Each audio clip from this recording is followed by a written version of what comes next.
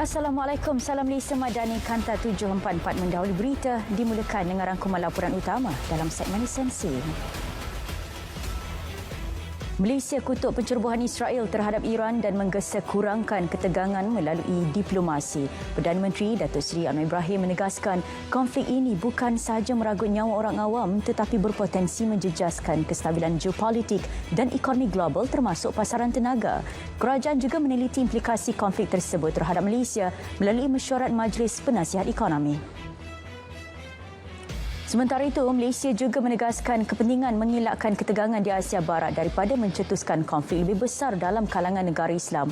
Perdana Menteri mengadakan perbincangan pusingan kedua dengan beberapa pemimpin rantau menyuarakan kebimbangan kemungkinan peperangan berlanjutan akibat konflik Israel dan Amerika Syarikat yang impaknya dirasai di Turki, Azerbaijan dan seluruh dunia. Tiada pakej rancangan ekonomi akan diperkenalkan pada masa ini susulan konflik di Asia Barat. Menteri Kewangan II menyatakan pendekatan semasa dalam memberi tumpuan kepada langkah jangka pendek untuk memastikan kestabilan ekonomi serta memantau sebarang perkembangan yang boleh memberi impak kepada negara. Dalam pada itu, kerajaan sedang berbincang dengan syarikat penerbangan bagi memastikan operasi diteruskan walaupun kos meningkat. Setakat ini, tiada penerbangan domestik dibatalkan, malah beberapa penerbangan ditambah untuk menampung permintaan penumpang. Jawatankuasa Pilihan Khas Dewan Rakyat mensasarkan penyata cadangan pemisahan peranan peguam negara dan pendakwa raya dimuktamadkan pertengahan Mei ini. Datuk Seri Azalina Uthman Said berkata beberapa mesyuarat akan diadakan untuk memperhalusi cadangan sebelum dibentang di Dewan Rakyat Jun nanti. Perbincangan awal menyaksikan sokongan daripada ahli parlimen kerajaan dan pembangkang, namun beberapa isu masih memerlukan penelitian lebih mendalam. PDRM mengesahkan 4 individu akan didakwa esok atas kenyataan dan tindakan yang mencetus provokasi berkaitan agama dan perkauman. Ketua Polis Negara Datuk Seri Muhammad Khalid Ismail menegaskan siasatan dijalankan secara profesional dan tindakan tegas diambil bagi memastikan ketenteraman awam dan keharmonian masyarakat majmuk terus dipelihara. Antara pertuduhan termasuk menganjurkan perhimpunan provokatif dan merosakkan simbol keagamaan. 2 anggota tentera maut manakala 2 lagi cedera dalam kemalangan membabitkan 4 kenderaan di Kampung Buluh, Bandar Pemaisuri pagi tadi. Kejadian berlaku apabila sebuah kereta hilang kawalan dan bertembung dengan lori trailer. Mangsa yang maut ialah Muhammad Aminuddin Amran, 21 tahun dan Muhammad Syakiran Saidi, 36 tahun, manakala pemandu lori dan 2 penumpang Proton Saga cedera dan dihantar ke Hospital Setiu. 3 lelaki maut dipercayai terkena renjatan elektrik ketika cuba mencuri kabel milik TNB di Taman Berapat Perdana Ipoh pagi tadi. Ketua Polis Daerah Ipoh ACP Muhammad Najib Hamzah berkata kesemua mangsa terkena elektrik ketika memotong kabel di tiang TNB. Mayat dihantar ke Hospital Raja Pemaisuri Bainon untuk bedah siasat. Di Johor, polis menyiasat cubaan mencuri kira-kira 50 meter kabel bawah tanah di tepi Jalan Permas Utara, Permas Jaya. Ketua Polis Daerah Johor Bahru Selatan, ACP Raub Selamat berkata, laporan dibuat juruteknik syarikat komunikasi berusia 51 tahun yang menemui kabel itu ketika rondaan.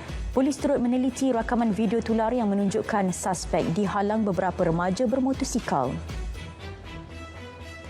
Seorang kanak-kanak berusia 4 tahun cedera parah selepas bermain mercun mengakibatkan beberapa jari putus dan cedera di tapak tangan kiri. Insiden berlaku di Kampung Tempoyak, Merbuk, Sungai Petani, Kedah.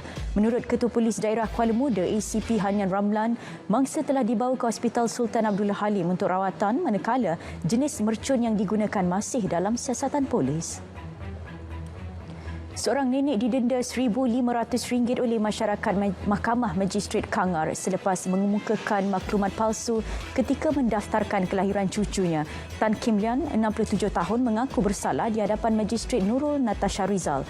Mahkamah memerintahkan tertuduh dipenjara 3 bulan jika gagal membayar denda dan kesalahan berlaku di UTC Perlis pada 12 Mac 2018 apabila tertuduh menggunakan kad pengenalan milik anak lain ketika pendaftaran kelahiran cucunya. Seorang lelaki tempatan berusia 42 tahun ditahan polis kerana disyaki menjalankan aktiviti membaiki dan mengubah suai senjata api secara haram di Taman Tanjung Minyak Melaka awal pagi tadi. Senjata dipercayai diubah suai sebelum dijual sehingga kepada pelanggan di seluruh negara. Suspek mempunyai pelbagai rekod jenayah lampau dan turut didapati positif syabu. Polis Melaka menahan 9 individu berusia 18 hingga 30 tahun dipercayai terlibat dalam pergaduhan berhampiran Masjid Al-Rabbani, Tangga Batu. Kesemua suspek merupakan penduduk tempatan dan ditahan susulan video insiden berkenaan yang tular di media sosial. Polis turut merampas beberapa barangan dipercayai digunakan dalam pergaduhan termasuk topi keledar dan motosikal. Sebanyak 276 saman dikeluarkan dan 82 motosikal disita dalam op tutup di Batu Pahat. Polis daerah memaklumkan tindakan diambil selepas penunggang dikesan melakukan pelbagai kesalahan jalan raya. Operasi dijalankan menerusi sekatan jalan raya serta mengepung laluan tikus bagi mengesan penunggang yang cuba melarikan diri. 13 kenderaan import disita Kastam Kuala Lumpur dalam beberapa siri serbuan op terma awal Januari lalu. Nilai keseluruhan dianggarkan lebih 4.6 juta ringgit termasuk cukai import. Menurut pengarahnya Wan Nurizan Wan Daud, 2 pengarah syarikat turut dipanggil membantu siasatan manakala syarikat atau ejen pengimport terlibat masih dikesan. Jabatan Kastam Wilayah Persekutuan Kuala Lumpur merampas lebih 4,000 liter minuman keras pelbagai jenama tanpa kastam bernilai lebih RM380,000 dalam ops petasan di Pelabuhan Klang. Sementara itu, JKDM juga menumpaskan sindiket pemprosesan bir haram di Bukit Lancung, Shah Alam. Modus operandi sindiket menggunakan premis di kawasan pedalaman sebagai lokasi pemprosesan bagi mengelak dikesan pihak berkuasa.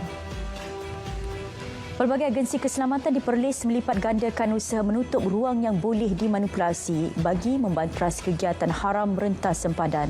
Raja Muda Perlis, Tuanku Said Faizuddin Putra Jamalulail menitahkan integriti tinggi dan kerjasama erat daripada semua pihak serta memuji pasukan keselamatan atas kesiapsiagaan dan ketegasan mereka dalam mengekalkan kedaulatan negara dan keselamatan rakyat. Pasukan Gerakan Am PGA terus memperketat kawalan sempadan negara sepanjang Aidilfitri bagi mengekang jenayah rentas sempadan.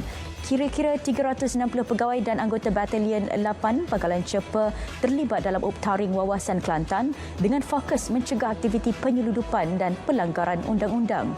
Walaupun terpaksa berjauhan daripada keluarga ketika hari raya, anggota PGA tetap komited menjalankan tugas demi keselamatan negara.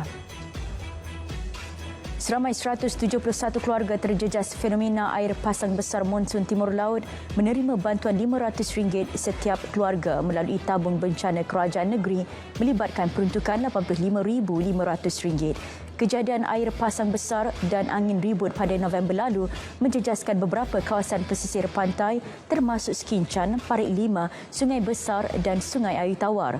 Selain itu, 600 penerima di Dun Sungai Air Tawar turut menerima baucer Jom Shopping Aidilfitri.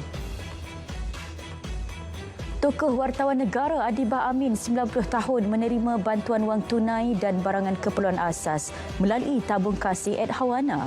Menteri Komunikasi Datuk Fahmi Fadil menekankan supaya wartawan generasi muda mencontohi Adibah dalam memperkukuh kualiti pelaporan, etika kewartawanan dan peranan media. Adibah merupakan penerima ke-671 di bawah inisiatif kebajikan ini. Di Kangar, Majlis Mahasiswa Anak Perlis Marlis bersama Gabungan Persatuan Mahasiswa Tempatan menyantuni 14 anak yatim menjelang Syawal. Program ini sebahagian daripada Putra Ramadan Smash Fest 2026 yang menggabungkan aktiviti sukan dan kebajikan untuk belia dan mahasiswa. Sebanyak 150 ketua isi rumah di Bandar Tun Razak menerima sumbangan RM500 bagi persiapan Aidilfitri melalui program Sejahtera Madani Kebajikan Sumbangan Kasih Ihsan Ramadan. Agihan memberi keutamaan kepada golongan asnaf berdaftar e-kasih, sementara 200 penerima lain turut mendapat bantuan melalui ziarah Ramadan Madani. Selain itu, projek pembinaan bumbung gelanggang sepak takraw KRT Taman Mewah bernilai RM400,000 turut diserahkan sebagai sebahagian program mesra rakyat. Biro Pendidikan Perpaduan Putrajaya menyantuni 391 murid kurang berkemampuan dengan sumbangan Aidilfitri bernilai RM100 setiap orang. Ketua Biro, Datuk Muhammad Isamuddin Yahya berkata, program tahunan ini bertujuan meringankan beban keluarga dan menceriakan murid-murid dalam persiapan menyambut Hari Raya Aidilfitri. Persiapan untuk sambutan Aidilfitri di Kampung Namdam, Pendang, Kedah semakin meriah apabila sekumpulan anak muda memasang hampir 1,000 pelita di sepanjang laluan masuk kampung. Mereka turut membina replika Menara Kuala Lumpur, Menara Alostar dan Jambatan Pulau Pinang menggunakan pelita. Inisiatif ini bukan sahaja menghidupkan nostalgia tradisi Aidilfitri, malah menjadi simbol semangat dan kreativiti anak muda dalam memartabatkan budaya kampung. Harga minyak dunia terus meningkat ketika konflik Amerika Syarikat dan Israel terhadap Iran memasuki minggu ketiga. Laluan Selat Hormuz kekal terganggu mendorong harga Brent naik hampir 2% kepada $105 setung, manakala West Texas Intermediate melepasi $100 setung. Sepanjang bulan ini, kedua-dua penanda aras minyak melonjak lebih 40% melepasi paras tertinggi sejak 2022. Malaysia dilihat berada pada kedudukan baik untuk meraih pelaburan susulan ketegangan di Asia Barat. Profesor Dr. Park Kim Beng dari UIA berkata, pelabur antarabangsa dijangka menumpukan kepada pembangunan infrastruktur dan sektor pelancongan di Malaysia dan ASEAN kerana kestabilan relatif rantau ini. Maida juga mengesahkan minat pelabur kekal kukuh tanpa sebarang tanda penangguhan pelaburan susulan konflik semasa.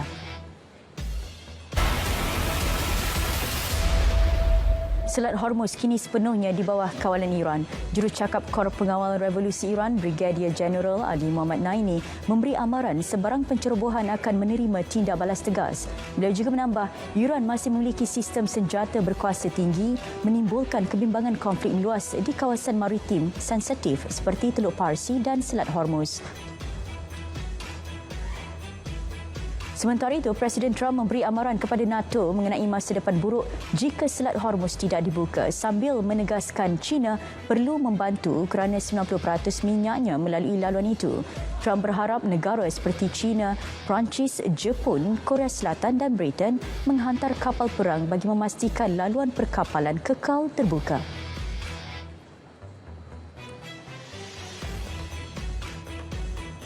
Penerbangan di lapangan terbang antarabangsa Dubai digantung sementara susulan insiden drone yang mencetuskan kebakaran berhampiran kawasan lapangan terbang. Syarikat Emirates juga menangguhkan sementara penerbangan ulang-alik dari Dubai. Penggantungan sementara itu sebagai langkah berjaga-jaga ini untuk bagi memastikan keselamatan semua penumpang dan kaki tangan.